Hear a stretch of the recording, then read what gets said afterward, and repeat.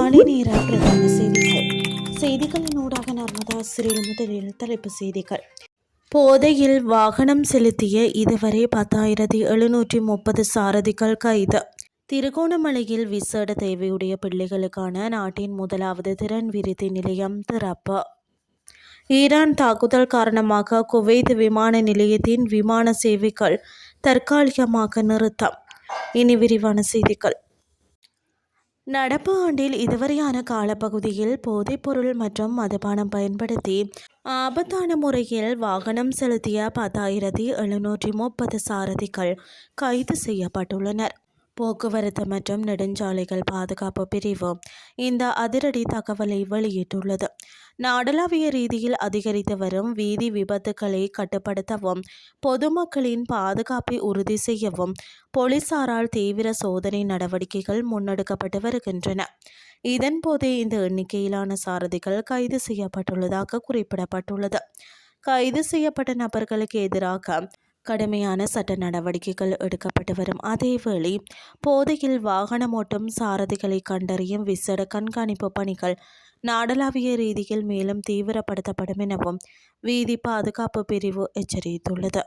வளமான நாடு அழகான வாழ்க்கை என்ற கொள்கை பிரகடனத்திற்கு அமைய விசேட தேவையுடைய பிள்ளைகளுக்காக இலங்கையில் முதல் முறையாக அமைக்கப்பட்ட திறன் விருத்தி மற்றும் பகல் நேர பாதுகாப்பு நிலையம் திருகோணமலை கிண்ணியா நடுவூத்து பகுதியில் ஜூலை 17 திறந்து வைக்கப்பட்டது.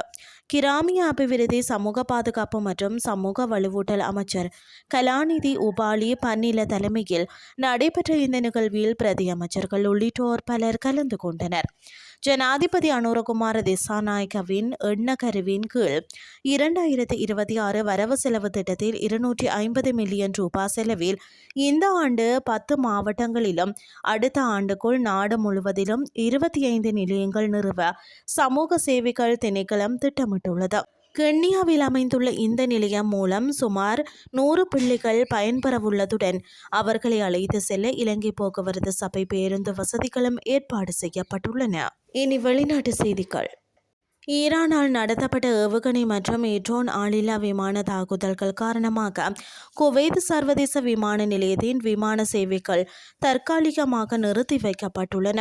பாதுகாப்பு நிலைமைகளை கருத்தில் கொண்டு விமான சேவைகள் நிறுத்தப்பட்டதை அடுத்து குவைத்தின் தேசிய விமான சேவை நிறுவனமான ஏர்வேஸ் தனது பல விமானங்களின் கால அட்டவணைகளை மாற்றியமைத்துள்ளதாக அறிக்கை செய்யப்பட்டுள்ளது.